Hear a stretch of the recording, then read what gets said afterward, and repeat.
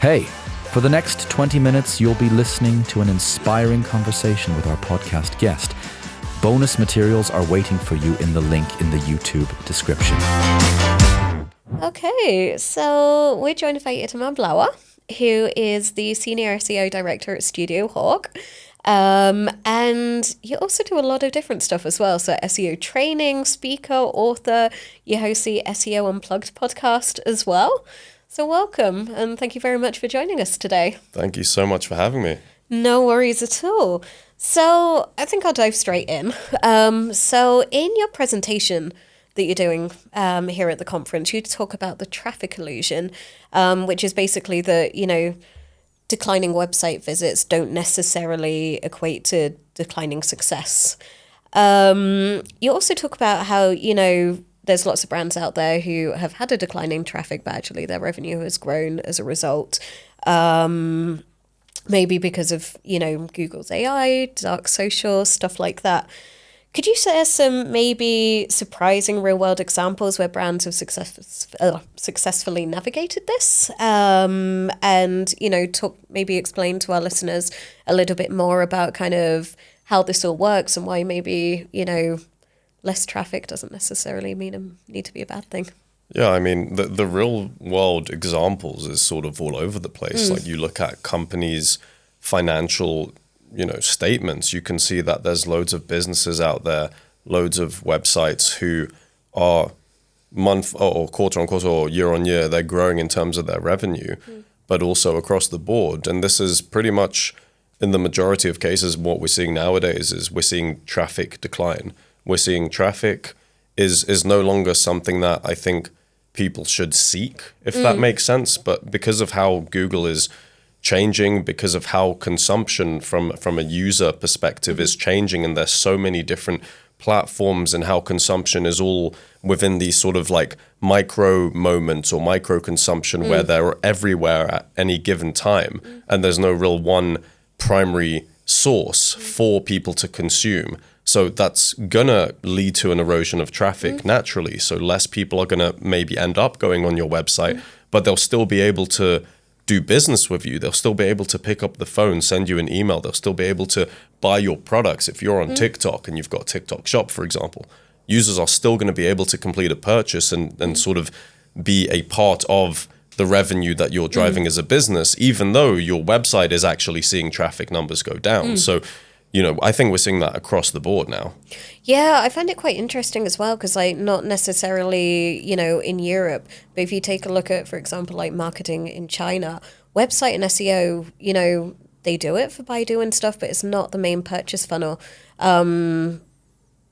Most people go on WeChat, they go on social media, they purchase through social media, influencers or calls as they call them in China, do, live shows and, it's kind of the see now, buy now sort of thing. I'm very curious if that's kind of coming to Europe now and we're gonna see that changing and maybe. Yeah, I mean, that's a really interesting thought. I think it's always one where I guess maybe in those markets in the East or in China where people from the West or the US or the UK and Europe wouldn't have maybe considered those markets to be sort of like driving the innovation that is seen as sort of, I guess, the commonplace in terms, especially within the digital scene and digital world. But I mean, it very well could be. I think that, consumption for social media and other platforms is increasing all the time. And subsequently, as we're sort of saying here, it's like websites, what kind of real value does a website necessarily have when people are just consuming everywhere? And if you give users the ability to have their entire purchasing journey done just anywhere, really, and we're talking about not even just with AI, but just in terms of the platforms that are out there already where you can convert users that isn't directly on your website, then, what purpose maybe will websites even have? Will it just be the case that you have AI agents whose sole purpose it is to go to websites and extract information and data, but actual real users, they might just be using AI or other platforms to just get those summarized bits of information and then finish a purchasing decision there somewhere offsite. So then obviously, website numbers will go down, but you can still actually get lots of revenue, especially if it's through other platforms and you're everywhere at once. Yeah, it's so interesting as well. And I think like generationally, like I have teenage kids. And when I see how my daughter, you know, shops and stuff, for me, it's kind of alien because I'm like, you go to Google, you go to the website, you choose the one with the better SEO, and then you buy your products on the website. And she's like, oh no, I've got to check TikTok and do this, and then I'll just go and buy it on that. And I'm just like, wow, okay, no, you really are getting rid of the kind of like SEO side of things. But when it comes to optimizing, you know, people who have TikToks and stuff need to be optimizing for that. They need to be optimizing for all of these different channels. So, you know, who knows what the future holds, but... Yeah, I mean, it's always the concept of like, when people think traditional SEO and Google specifically, like that's just a medium for search. Users are always going to be searching one way or another. Yep. Doesn't matter what the platform is, you know, the medium can change. So I think the concept of optimizing is still going to be valid, especially with the AI race at the moment. It's like, well, these AI platforms and these bots, they're going somewhere to try and extract information. And it's like you need to have your own data and information and optimizing content essentially in a way that they're going to be able to understand very effectively and efficiently what you do to then be able to recommend you or to extract the right types of information. So the optimization part, I think, still exists. I think it's still going to exist. I feel like it has to, but it's just the mediums of how people are going to be searching for things is what is probably going to change. Yeah, I think that's really interesting as well, because like I've started seeing when I've been traveling and stuff, people like using ChatGPT as a search engine. Like I knew that it was happening, but I never actually sat down next to someone and saw someone open ChatGPT and just like ask it questions and stuff. I was like, okay, this is really interesting how you're using this. So yeah, well, now we'll see. You also talk about things like traditional metrics and last-click attribution models becoming less reliable because of all of these different changes that we've just talked about. With the rise of kind of these invisible traffic sources and stuff like that, how would you recommend, you know, people tracking their conversions and understand the impact of these kind of untouchable, you know, conversions? Yeah, wow. I mean... That's a bit of a tough question. But it's like, if I had the answer, I would be a very rich man. To generally speaking, like, how do you solve the attribution crisis that there is nowadays? And it's gotten worse. Like, let's be frank, last-click attribution is a flawed way of attributing anything because it ignores the complete buyer journey, which is never going to be just a one-channel thing, usually. I mean, if people are spending most of their times on social, on news, talking to other people, and then they come across your brand, the last thing they're probably going to do is search for your brand on a search engine to then find your website. So then if they convert from that session, it's like, well, where is that sort of revenue or conversion attributed to? It's probably not going to be the actual original source of, or at least understanding the different touch points. Because you might have heard something from a friend, say a friend recommended something to me, but I still might want to go on socials and go and understand and investigate a bit and engage with the brand before I even maybe go on their website to see if it's even worth me wanting to convert. So it's like, who gets the credit? I think that you know, there has to be some kind of, in reality, a kind of split sort of like reward in terms of, you know, what weight certain types of channels played to drive a conversion. So last click is fundamentally flawed because of those reasons. But it's like, well, the answer really, it means you just need to be able to understand as much about all stages of the buyer journey in terms of, as best you can, like what it is that you can track from the beginning and sort of seeing how the user journey evolves over time. So, you know, and if you're only using tools like Google Analytics to do that, that may be a bit tricky because it may miss out on a lot of other aspects that were predated them going onto your website as well. So, you know, what's the best way to do that? I don't know. You know, you're sometimes at the mercy of platforms to be able to give you that data in the first place. So if somebody's on Slack and they're recommending stuff to each other or they're talking about things, that's still very relevant as part of your journey, but that's not going to be tracked. So it's like, how do you know? And this is where it is this real like gray area, which, I mean, yeah, if somebody can come up with that solution, they're going to be very rich and famous. Yeah, I think one of the things that somebody told me that kind of stuck with me for was kind of that as SEOs, we need to get used to the fact that the data that we have is just not all that accurate. That, you know, as you mentioned, there's so many different points that people are not tracking. I think we need to do better as SEOs, speaking to like marketing departments as a whole, communicating with sales, because they can give you the insights of what people are doing, but we often forget to kind of ask about that a lot. So I think like that's why I really liked your presentation, because I think, you know, it's so relevant in kind of today's world. And I don't even think it's just an SEO thing. I think it's the same across social media. How do you know that your engagement or your impression numbers aren't primarily coming from bots or fake accounts? From PPC, how do you know that the clicks that you're generating are from actual real users?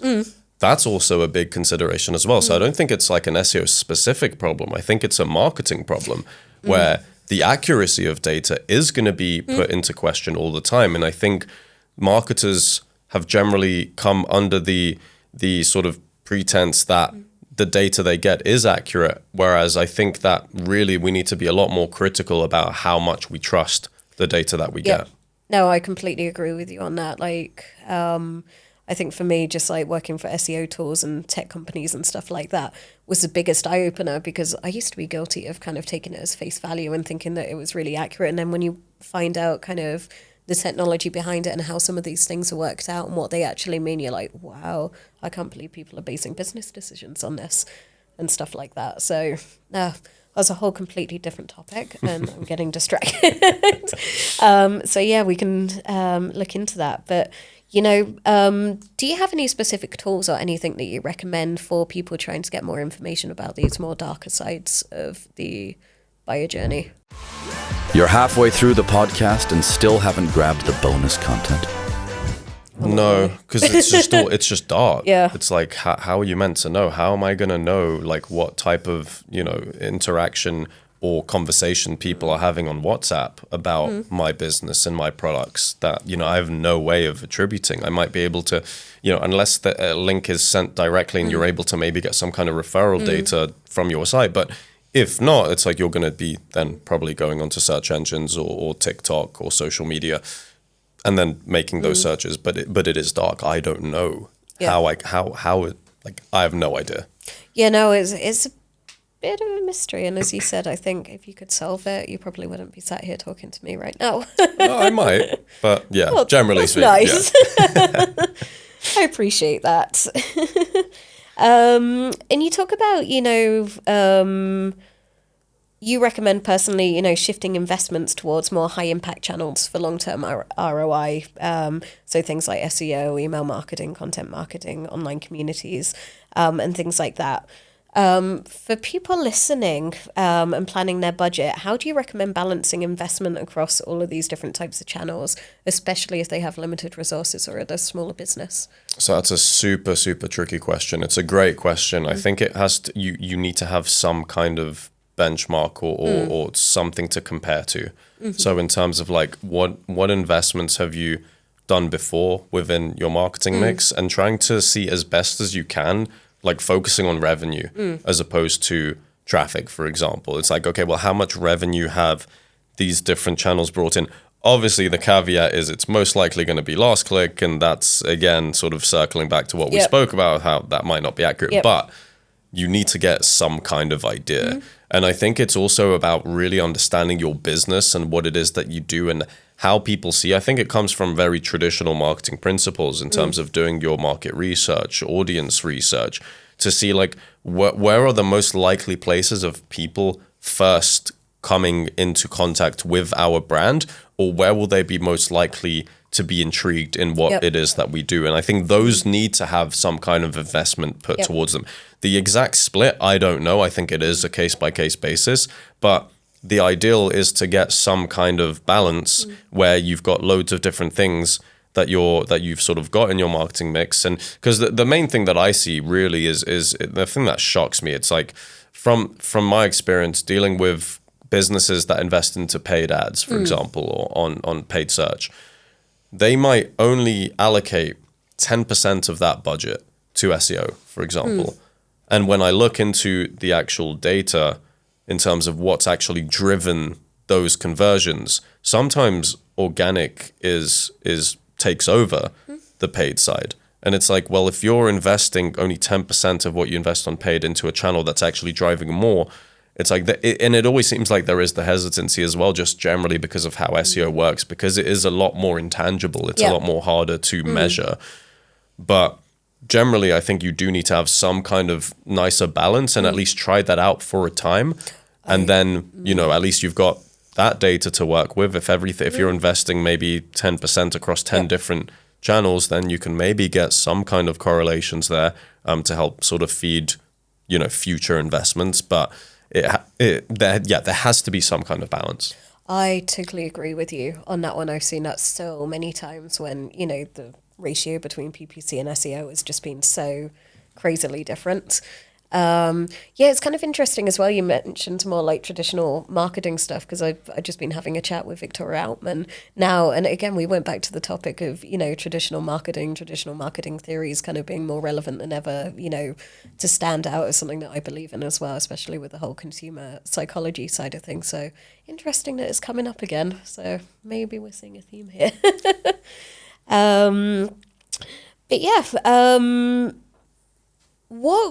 Talking about, costs and how things like Facebook ads are getting more pricey, LinkedIn ads, wow, they're very pricey now. What would you say is the optimal, sustainable role for paid media in people's strategies today? Sustainable? God, I don't know if it can be sustainable, right? It's just like... It's a tough question. But it's true, right? It's just like, and I think there was a study that Triple Whale did where they noticed like such a hike in CPCs on Meta, for example, just after 1 month. Yep. And it's like the amount of money that you have to additionally spend to get the same traffic or the same numbers as you would have beforehand, it can be crazy. And there's no cap. There's no ceiling. These companies can do whatever they want. Like, we're at the mercy of them because we're relying on their data and their ability to feed things to wide audiences. But we have no say in that. All we can say is how much budget we have, but there may be a time where your budget's just not enough. So it's like, what do you do?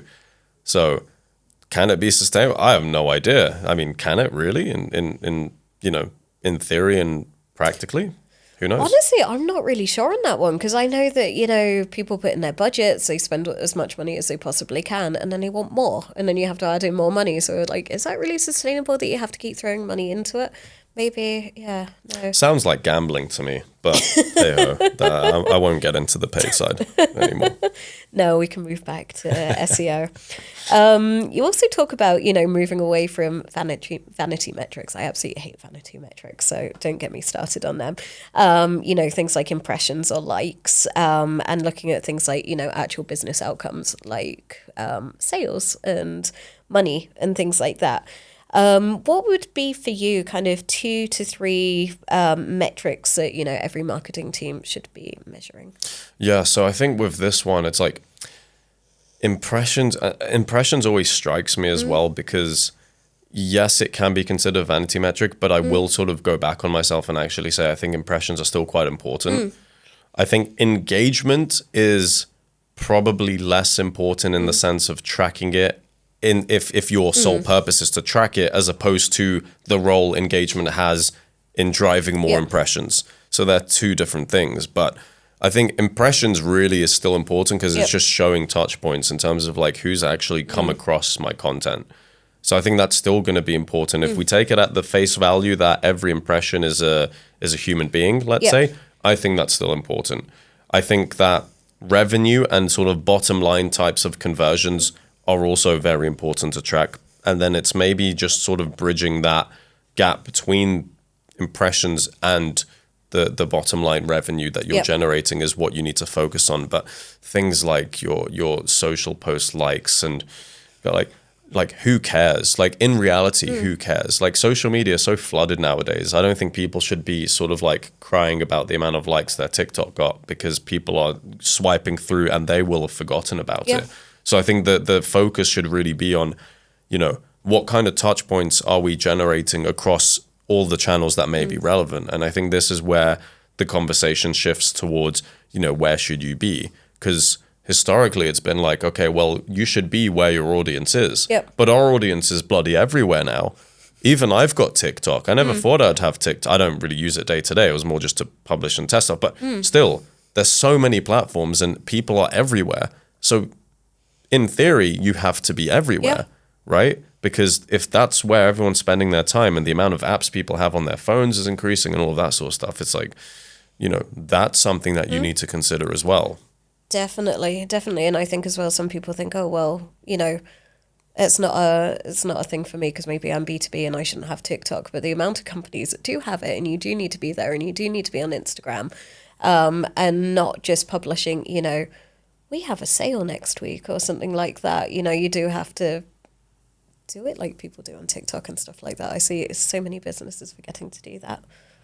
But yeah, you know, moving away from vanity, can't even say that, vanity metrics, sometimes it takes a bit of a mindset shift because we're just so used to doing it. How would you suggest companies kind of deal with that?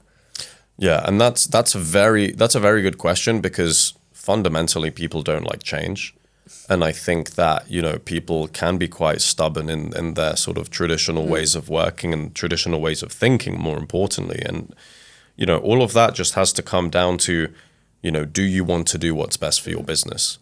Because if you do, you're going to have to change something in the way that you see marketing in terms of the channels that you're investing in terms of what your strategy is. You really do need to shift away from more traditional sort of like, I know my business because I've run it for 30 years, but it's like people don't act the way they do now as they did 30 years ago. Like something's got to give, like humans adapt.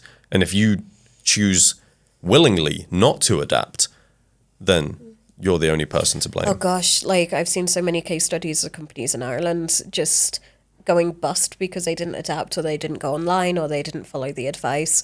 So like, you know. And it's the same thing now. Yeah. It's like there's advice now and people need to adapt. And if they're not, then maybe they'll be in that same sort of position as the same people who that happened to 20 years ago. Exactly. I mean, even just like during COVID, it messed things up for so many people. Because no, we don't need to go online. We don't need an e-shop. And it's like, well, it's too late now. You're fucked. So, yeah. Anyway, to wrap things up, you talk about, you know, several takeaways for future-proofing business growth and stuff like that. What is the most critical action that you think businesses should be doing, or, you know, one of the most important takeaway from your presentation that you can share with our listeners? I think the main thing is just being aware that, you know, when it comes to traffic, when it comes to people you're targeting, it's like there's so much out there that we need to willingly understand that there's going to be things that we're not going to be able to track or solve. And I think people have to be comfortable with that. Business owners have to be comfortable with that. Marketing teams have to be comfortable with that so that they understand that when you're investing in channels, it may be very difficult to measure what the results are in terms of hard data, but they're still going to be impactful, and you need to be able to understand that if you really do want to start succeeding, especially with the AI race that we've got at the moment, where all these platforms are being used a lot more, and we as marketers are being very limited with the data that we can get from them. Amazing. Well, thank you so much. That was really, really interesting, and I can't wait to see your presentation. Where can people find you if they want to have a chat about this kind of stuff? People can search me anywhere on any search engine of your choice. I don't think anyone else in the world has my name. So, you know, unless somebody else has recently, then, you know, you should be able to find me easily. But I'm on LinkedIn mostly if you want to get in touch. Amazing. Okay, well, thank you so much for joining us. And yeah, enjoy the rest of the event. Thank you very much. Thanks for having me.